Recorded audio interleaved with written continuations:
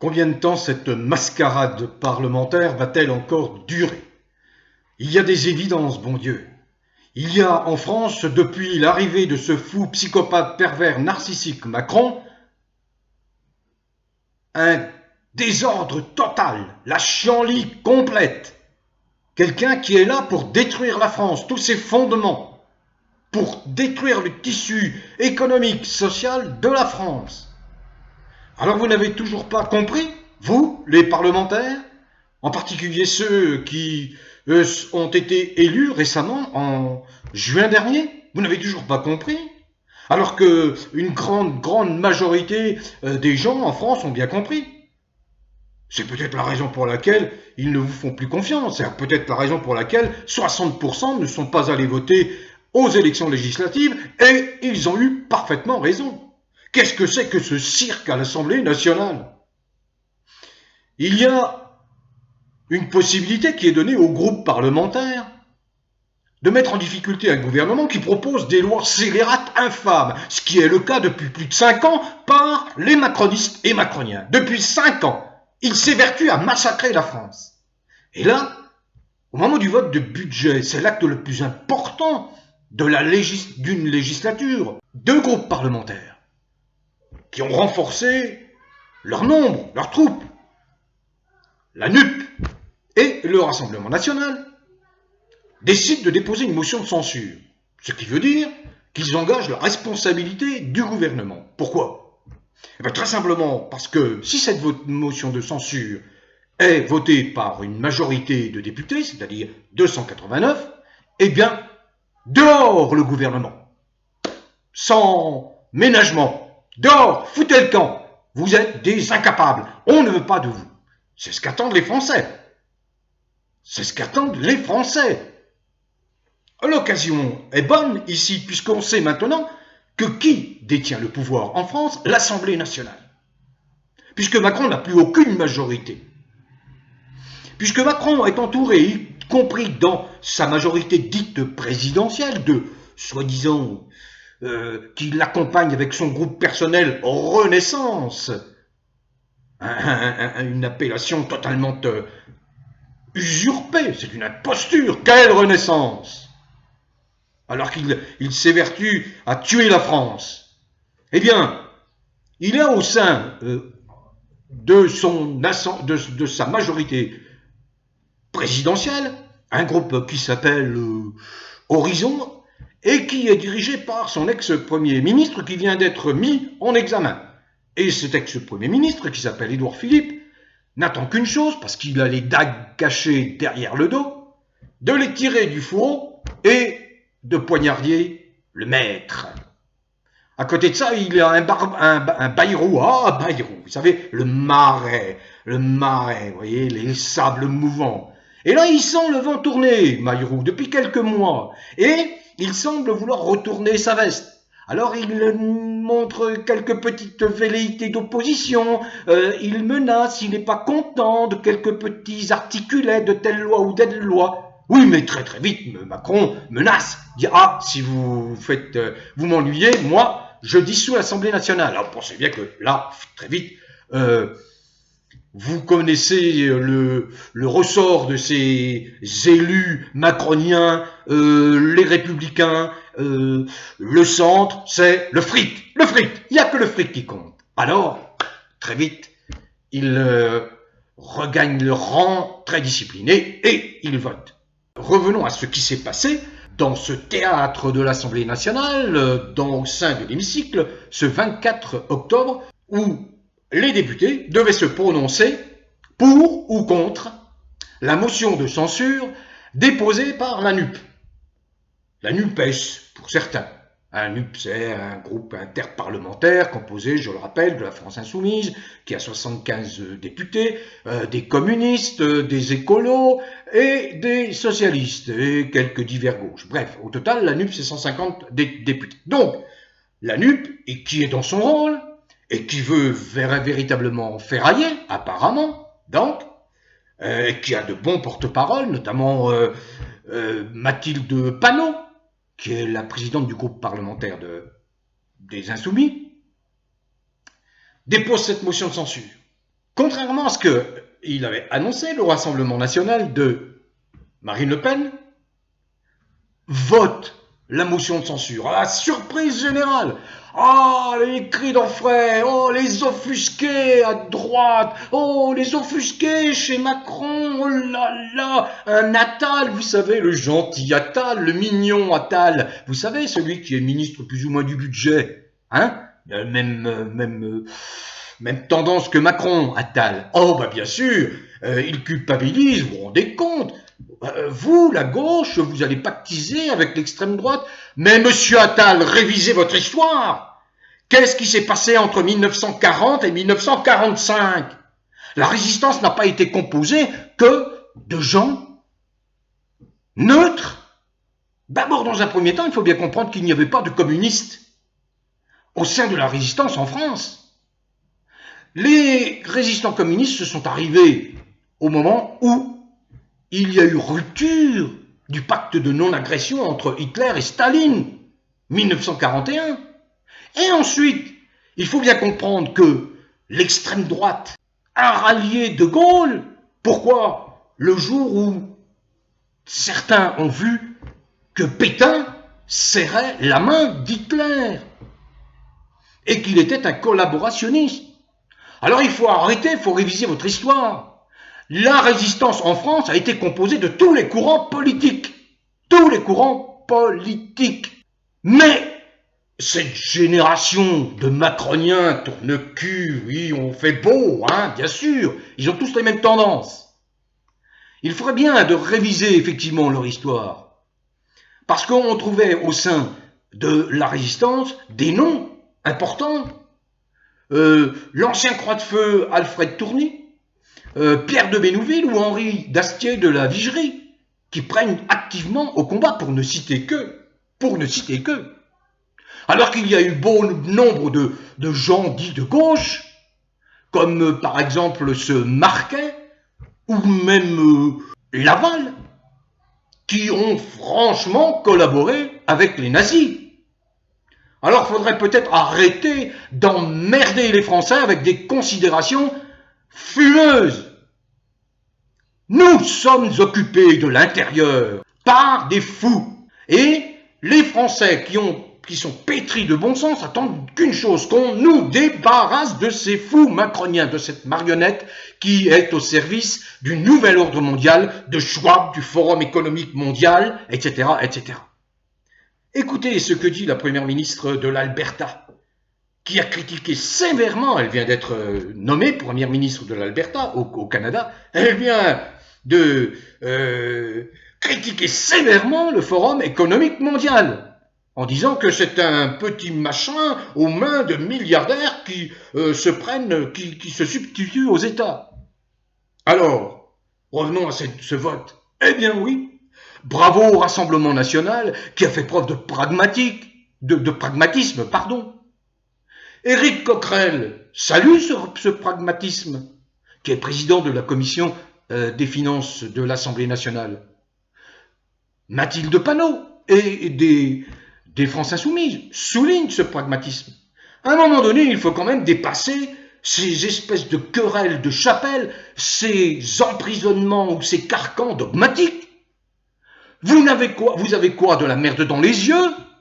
Vous ne voyez pas que les Français en bas, ils sont mal, ils souffrent? On les emmerde en permanence, on les traite de connards, on les traite de rien, on les traite d'imbéciles. Pas que Macron, tous ces sbires, tous ces séides. Vous comprenez ça? Alors ma colère est grande parce que je vois, moi, avec une grande satisfaction, la prise de position du Rassemblement national, et je les félicite. Bravo, très bien, il faut dépasser. Nous sommes dans un moment de tension exceptionnelle en France. Nous avons un type qui s'appelle Macron, qui nous fait croire qu'on est en guerre contre la Russie, alors que nous n'avons rien à voir avec ce conflit russo-ukrainien. Je me suis déjà exprimé maintes et maintes fois, il y a des gens qui sont bien plus experts sur cette question, notamment j'aime bien les analyses de François Asselineau à ce propos. Qu'avons-nous à faire? À subir une économie de guerre? Nous ne sommes pas en économie de guerre, ils ont inventé Une crise économique, ils inventent des pénuries. Il n'y a pas de pénurie de pétrole, pas de pénurie de gaz, pas de pénurie alimentaire. Tout ça, c'est faux. Tout ça, c'est un crime. Un nouveau crime.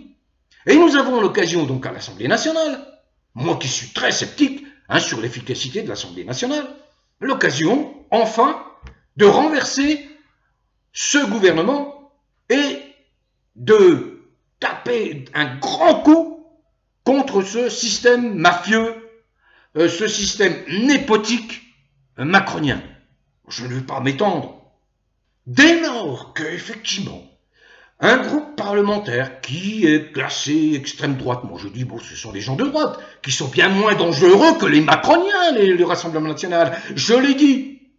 Dès lors que vous avez des gens comme ça, qui prennent en compte le sentiment de leurs électeurs, et qui disent, ouais, nous on a des électeurs, ils attendent de nous qu'on renverse le Macron, hein, on n'est pas là pour faire de la figuration, nous ne sommes pas les godillots de Macron, nous, au Rassemblement national. Eh oui, et ça percute comme argument. Alors, moi, ce que j'attends, c'est que quand le Rassemblement national va déposer sa motion de censure, eh bien, je crois que échange de bons procédés, en tout cas, si ce n'est échange de bons procédés, allons plus loin dans la parfaite conscience citoyenne, c'est-à-dire ces gens qui sont de la NUP, s'ils font abstraction de leur chapelle, de leur dogme, qu'ils pensent, qu'ils oublient qu'ils sont des politiciens et qu'ils pensent au peuple. Parce que le mot peuple a un sens, contrairement à ce que quelques intellectualistes imbéciles et crétins imaginent. Oh, peuple, c'est vague. Non, le peuple, c'est pas vague. C'est vous, c'est moi, c'est lui, c'est l'autre, c'est là. Ce sont des gens.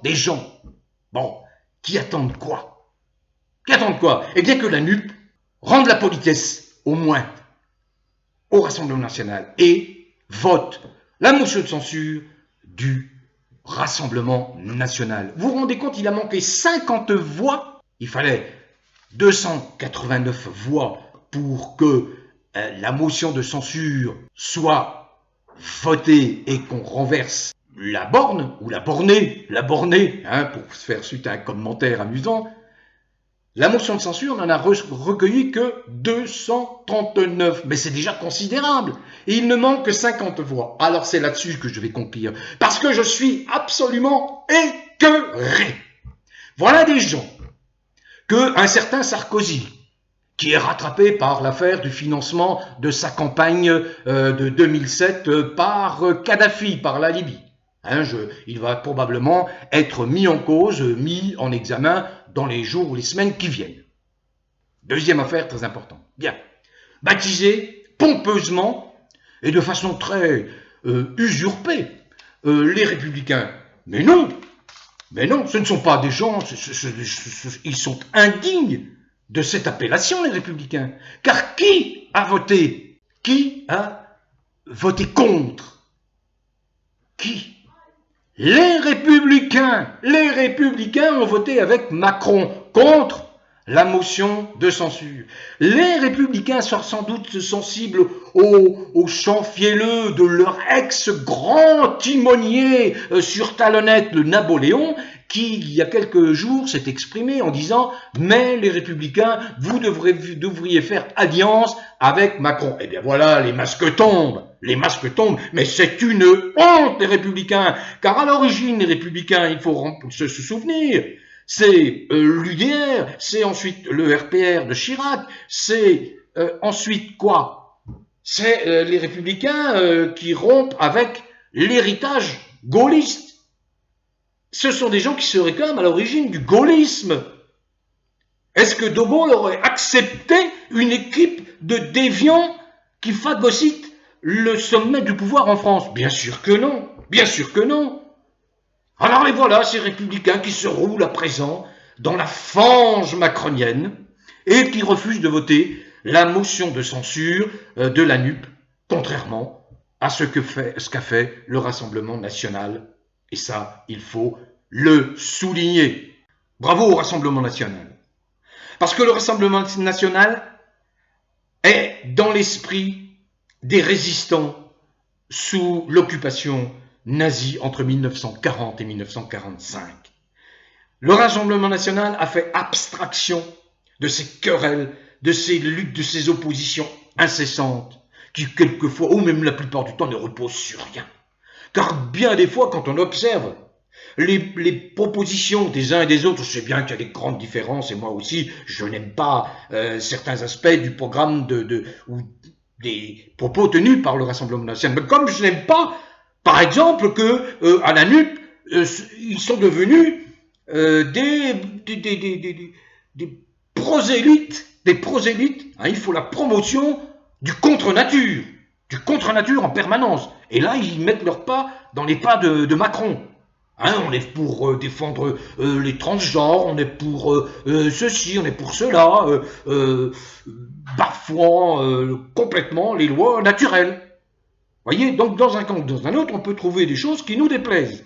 En tout cas, personnellement, je trouve des choses qui me déplaisent dans le camp ou dans l'autre. Mais là, quelle est l'urgence? Quelle est l'attente majeure des gens? Voyons, ils viennent de subir 2 ans et demi d'une politique d'ostracisme, d'apartheid, de ségrégation.